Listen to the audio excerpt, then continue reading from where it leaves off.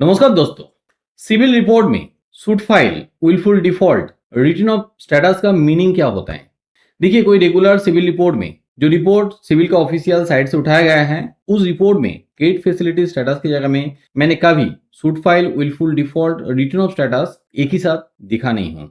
Normally जो free website से report उठाते हैं, उस रिपोर्ट में मैंने सारा नेगेटिव स्टेटस एक साथ दिखा हूँ। अब यहाँ पे suit file, wilful default, return of का अलग अलग मीनिंग होता है।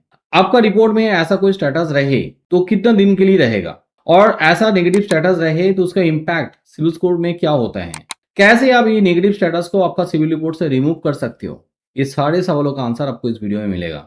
वीडियो को जरूर एंड तक देखते रहिए ताकि आपको सारे इन्फॉर्मेशन मिले। सबसे पहले डिस्कस करते हैं रिटर्न ऑफ स्टेटस को लेके। सिविल रिपोर्ट में रिटर्न ऑफ स्टेटस कब दिखते हैं? मान लो कोई कस्टमर बैंक से लोन लिया है या तो कोई नॉन बैंकिंग फाइनेंस कंपनी से लोन लिया है। उन्होंने ईएमआई टाइमली पेमेंट नहीं कर रहा है। First EMI, second EMI, third EMI continually उन्होंने पेमेंट नहीं किया। उसके बाद भी उन्होंने पेमेंट नहीं करता है तो particular loan account NPA status में चला जाता है। कंटिन्यूअसली ऐसे ही उन्होंने पेमेंट नहीं करते रहेगा तो लोन अमाउंट और भी बढ़ जाता है। कस्टमर का पॉइंट ऑफ व्यू से देखा जाता है तो उनका लायबिलिटी यहाँ पे बढ़ता है, मगर बैंक का पॉइंट ऑफ व्यू से ये एक एसेट है।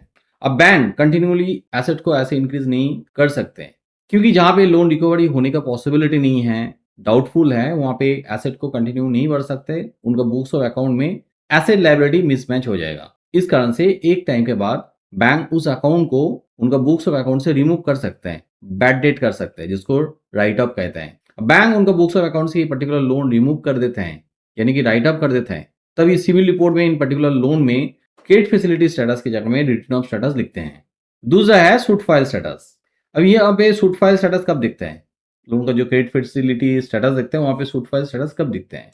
मान लो यहाँ पे भी कोई कस्टमर लोन लिया है और उन्होंने टाइमली ईएमआई पेमेंट नहीं कर रहा है। हर कोई बैंक कस्टमर को एसएमएस भेजता है, फोन कॉल्स भी करते हैं, कभी कभी लोन रिकवरी नहीं होता है तो कोई रिकवरी एजेंट को घर में भेज देता है कलेक्शन करने के लिए। उसके बाद भी कस्टमर पेमेंट नहीं कर रहा है और कंटिन्यूली उनका ईएमआई फेल होते जाता है, तो बैंक उन कस्टमर के पास से रिकवरी करने के लिए कोर्ट में मुकदमा कर सकते हैं। जब उन पर्टिकुलर लोन के लिए कोर्ट में मुकदमा होता है, सिविल में उन पर्टिकुलर लोन का क्रेडिट फैसिलिटी स्टेटस की जगह में सूट फाइल लिखेगा।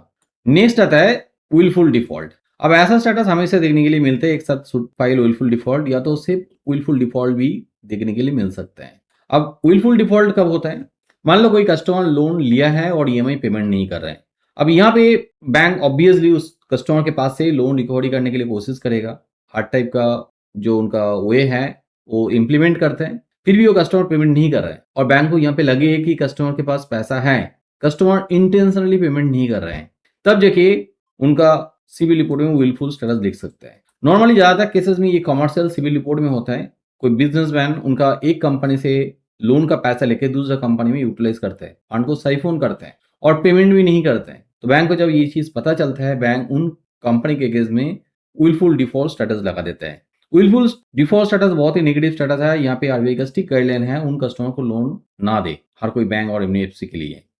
अब सवाल आता है, ऐसा नेगेटिव स्टेटस जैसे कि सूट फाइल, विलफुल डिफॉल्ट या तो रिटर्न ऑफ स्टेटस, कोई भी ऐसा नेगेटिव स्टेटस सिविल रिपोर्ट में लगता है तो सिविल रिपोर्ट कंप्लीटली खराब हो जाता है, सिविल स्कोर गिर जाता है। वहां पे रिपोर्ट में नेगेटिव स्टेटस यानी कि हिस्ट्री है, वहां पे भी डीपीटी लग जाता है। ऐसा नेगेटिव स्टेटस रहे तो उन कस्टमर को आगे चल के किसी भी बैंक से ना तो लोन मिलता है ना क्रेडिट कार्ड मिलता है। अब देखिए, ये एक स्ट्रेसफुल सिचुएशन हो जाता है। पहले कस्टमर पेमेंट नहीं कर पा रहा है, कस्टमर के पास बैंक का फोन कॉल्स आता है, एक प्रेशर क्रिएट होता है रिकवरी करने के लिए। ऊपर से जब लीगल स्टेप्स बैंक ले लेता है तो कस्टमर के लिए और भी स्ट्रेसफुल सिचुएशन हो जाता है। How long does this remark stay in civil report? अब ये स्टेटस कितना दिन के लिए रहेगा? देखिए, कोई कस्टमर यहाँ पे पेमेंट नहीं करता है, उस अकाउंट को क्लोज नहीं करता है, तो ऐसा नेगेटिव स्टेटस इंटर लाइफ रह जाता है। अब कुछ लोगों का ये कहना है, इंटरनेट में देखने के लिए मिलता है कि 7 साल बाद ऐसा नेगेटिव स्टेटस रिमूव हो जाता है। देखिए, इंडिया में ऐसा कोई सिस्टम नहीं है, यूएसए में ऐसा सिस्टम है। 7 साल या तो 10 साल बाद जो डिफॉल्ट अकाउंट है रिपोर्ट में कंप्लीटली रिमूव हो सकता है। कोई कस्टमर बैंकरप्ट होता है तो नेगेटिव स्टेटस रिमूव हो सकता है। Being a civil activation agency, मैंने देखा हूं 10 साल पुराना अकाउंट, 15 साल पुराना अकाउंट, उससे भी पहला अकाउंट जहां पे पेमेंट नहीं हुआ है उसके लिए बैंक पेमेंट मांगता है और नेगेटिव स्टेटस देके रखते हैं। तो यहाँ पे ऐसा कोई रूल्स अभी तक इम्प्लीमेंट नहीं हुआ है। इंटायर लाइफ आपका ये नेगेटिव स्टेटस रह जाएगा, आप पेमेंट करके इस अकाउंट को क्लोज नहीं करोगे तो। अब सवाल आता है, ऐसा नेगेटिव स्टेटस आपका सिविल रिपोर्ट में दिखा रहा है, इसका सॉल्यूशन आप कैसे करोगे? सबसे पहला काम है, आप रिपोर्ट अच्छे तरह से रीड कीजिए। सिविल का ऑफिशियल वेबसाइट से रिपोर्ट उठाइए, आपको वहां पे फर्स्ट टाइम फ्री रिपोर्ट मिल जाएगा। नहीं तो कोई दूसरा वेबसाइट से भी उठा सकते हो, जहाँ पे ऑथेंटिक साइट है, सारा डिटेल इन्फॉर्मेशन देता है, वहां से रिपोर्ट उठा लीजिए। रिपोर्ट को अच्छी तरह से रीड कीजिए, क्योंकि हमेशा ऐसा नहीं है कि आपने लोन रिपेमेंट नहीं किया है, इस कारण से wilful default, suit file, return of status जैसा स्टेटस दिखा रहा है। Being a civil activation agency, हम लोग हमेशा देखते हैं कि कस्टमर का रिपोर्ट में डेटा मिसिंग के कारण से कोई गलत लोन चला है, जहाँ पे ऐसा नेगेटिव स्टेटस दिखते हैं। अब ये डेटा मिसिंग या तो डेटा मिसमैच एरर होता है क्या? मान लो 2 कस्टमर है, यहाँ पे जैसे दिखा रहा है मिस्टर राम, मिस्टर सैम, इन दोनों का रिपोर्ट में डेटा मिसिंग हुआ है। तो हो सकता है नेम या तो कॉन्टैक्ट डिटेल्स, एड्रेस में सिमिलरिटी है, उस कारण से मिस्टर सैम का जितना सा डेटा मिस्टर राम का रिपोर्ट में चला आता है और राम का जितना सा डेटा मिस्टर सैम का रिपोर्ट में चला आता है। यहाँ पे मान लो मिस्टर राम सारा लोन टाइमली पेमेंट कर रहा है, मगर मिस्टर सैम कोई लोन लेके डिफॉल्ट कर दिया है और मिस्टर सैम का लोन मिस्टर राम का रिपोर्ट में चला आता है, जिस कारण से मिस्टर राम का रिपोर्ट में भी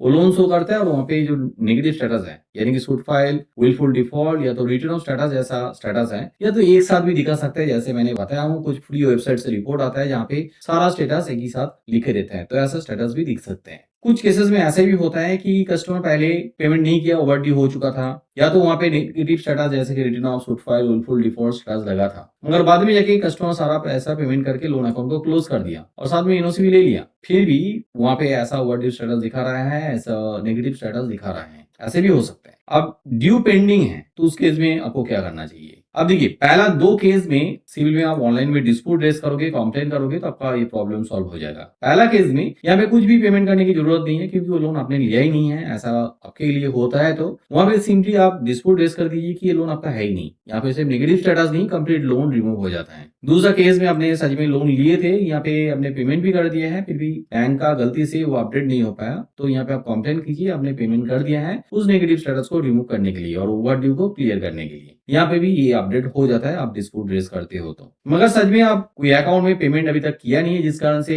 सूट फाइल, विलफुल डिफॉल्ट या तो रिटर्न ऑफ स्टेटस जैसा स्टेटस लगा है, तो उस केस में आपको पहले बैंक के साथ कांटेक्ट करना चाहिए। उन पर्टिकुलर अकाउंट में कितना एग्जैक्टली पेमेंट करना है वो पता करना है, वहां पे आउटस्टैंडिंग लेटर यानी कि डिमांड लेटर लेना है और आउटस्टैंडिंग लेटर के बेसिस में आपको पूरा पैसा पेमेंट भी करना है। ठीक है, पेमेंट करने के बाद आप अकाउंट को क्लोज कर दीजिए, नो ड्यू सर्टिफिकेट भी लीजिए। इसके बाद आपको काम है सिविल में डिस्प्यूट रेज कर दीजिए। अब डिस्प्यूट 2 तरीके से कर सकते हो। इनिशियली हम लोग वो प्रोसेस फॉलो करते हैं, एक सिविल पोर्टल में लॉग इन करके डिस्प्यूट डाल सकते हो, दूसरा सिविल पोर्टल में फॉर्म फिलअप करके भी आप कंप्लेन कर सकते हो, जहाँ पे अपने डिटेल में सारा प्रॉब्लम लिख सकते हो और डॉक्यूमेंट्स भी अटैच कर सकते हो। दोनों अलग अलग मेथड के लिए मेरा वीडियो है यूट्यूब चैनल में, ये वाला वीडियो आप देख सकते हो, इसका लिंक भी नीचे डिस्क्रिप्शन में मैं दे देंगे। वीडियो देख के आप खुद ही सिविल में कंप्लेन कर सकते हो, डिस्प्यूट डाल सकते हो, आपका रिपोर्ट एक्टिवेशन कर सकते हो। अब कभी कभी देखा जाता है कि आपने ऑनलाइन में डिस्प्यूट तो रेज कर दिया, फिर भी आपका प्रॉब्लम सॉल्व नहीं हुआ है या तो डिस्प्यूट रिजेक्ट हो चुका है, तो उस केस में आपको क्या करना चाहिए वो मैं बताएंगे। उससे पहले मैं बताएंगे, जैसा सिविल में डिस्प्यूट रेज कर रहा है उस टाइम पे आप लेंडर यानी कि जिस बैंक से आपने लोन लिए थे उस बैंक में भी एक कंप्लेन लेटर फॉरवर्ड कर दीजिए विद डॉक्यूमेंट्स। इसमें प्रोसेस कभी भी फर्स्ट होता है और प्रॉब्लम सॉल्व होने का पॉसिबिलिटी ज्यादा हो जाता है। मगर मान लो वहां पे आपने कंप्लेन किए थे सिविल में और वो कंप्लेन रिजेक्ट हो चुका है या तो 30 डेज हो चुका है, आपका प्रॉब्लम सॉल्व नहीं हुआ है, उस केस में सिविल नोडल ऑफिसर को आप कंप्लेन कर सकते हो। सिविल नोडल ऑफिसर का ईमेल आईडी आपका सिविल का ऑफिशियल वेबसाइट में सपोर्ट पेज में मिल जाएगा, वहां से ईमेल आईडी लेके वहां पे भी ईमेल कर सकते हो। सिर्फ आपका पहले जो डिस्प्यूट किए थे वहां पे सर्विस रिक्वेस्ट नंबर लिखे वहां पे रेफरेंस देना चाहिए। वहां पे प्रिंसिपल नोडल ऑफिसर को भी आपको ईमेल मिल जाएगा, वहां पे आप प्रिंसिपल नोडल ऑफिसर को भी बाद में जाके कंप्लेन कर सकते हो। अब देखिए, इतना कुछ करने के बाद भी आपका प्रॉब्लम सॉल्व नहीं हुआ है, तो उस केस में आप आरबीआई ओम्बुड्समैन में भी कंप्लेन कर सकते हो। आरबीआई ओम्बुड्समैन में आप कैसे कंप्लेन करोगे उसके लिए भी मेरा एक वीडियो है, ये वाला वीडियो, इसका भी लिंक मैं नीचे डिस्क्रिप्शन में दे देंगे, वो वीडियो भी देख सकते हो डिस्प्यूट रेज करने के लिए। उम्मीद रखता हूँ आपका रिपोर्ट में suit file, wilful default, return of जैसा स्टेटस रहे तो आप कैसे रिमूव करोगे आपको समझ में चला है। वीडियो का किसी भी जगह में आपको कोई डाउट रह गया तो जरूर नीचे कमेंट बॉक्स में कमेंट कीजिए, मैं हर कमेंट का आंसर करता हूँ।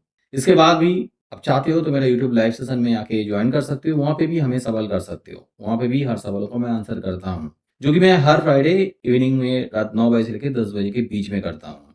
आपने किसी बैंक में लोन के लिए एप्लीकेशन किया है और बैंक मैनेजर आपका लोन रिजेक्ट कर दिया है, उन्होंने कह रहा है कि आपका सिविल स्कोर कम है, आपका रिपोर्ट में प्रॉब्लम है, आपको लोन नहीं दे सकता हूँ। मगर आपने रिपोर्ट पढ़ के देख रहे हैं, समझ में नहीं आ रहा है क्यों आपका सिविल स्कोर कम है, कहाँ पे प्रॉब्लम है, उस केस में आपका सिविल रिपोर्ट हमें भेज सकते हो। मेरा टीम आपका रिपोर्ट एनालिसिस करके बता देगी आपका सिविल स्कोर क्यों कम है, कहाँ पे प्रॉब्लम है, और ये रिपोर्ट एनालिसिस एब्सोल्युटली फ्री है। इसके बाद हमें देखिए, आपको रिपोर्ट रेक्टिफिकेशन करना चाहते हो, स्कोर को इंप्रूवमेंट करना चाहते हो, तो हमारा पेड सर्विस भी ले सकते हो। हमारा हेल्पलाइन नंबर नीचे डिस्क्रिप्शन में दिया हुआ है, इस नंबर पे आज ही कांटेक्ट कीजिए। ये नंबर मंडे से लेकर सैटरडे तक ओपन रहता है, सुबह 10 बजे से लेकर शाम को 7 बजे, कभी भी कांटेक्ट कर सकते हो। डिस्क्रिप्शन में अलग से आपको व्हाट्सएप नंबर भी मिलेगा, आपका रिपोर्ट हमें व्हाट्सएप भी कर सकते हो, नेक्स्ट डे मेरा टीम आपको कांटेक्ट कर लेगी। मेरा वीडियो अच्छा लगे तो जरूर लाइक कीजिए, मेरे चैनल को सब्सक्राइब कीजिए, ताकि आने वाला वीडियो का नोटिफिकेशन आपको मिल जाए। हाँ, ऐसा ही civil score related, loans related videos मैं यूट्यूब चैनल में रेगुलर बेसिस में डालता हूँ, और यूट्यूब में और सिविल में जितना सा अपडेट आता है वो भी मैं इस चैनल के थ्रू आप लोगों को बताता हूँ। हाँ, जरूर बेल आइकन को दबा दीजिए ताकि नोटिफिकेशन टाइमली मिल जाए। वीडियो को एंड तक देखने के लिए बहुत बहुत धन्यवाद।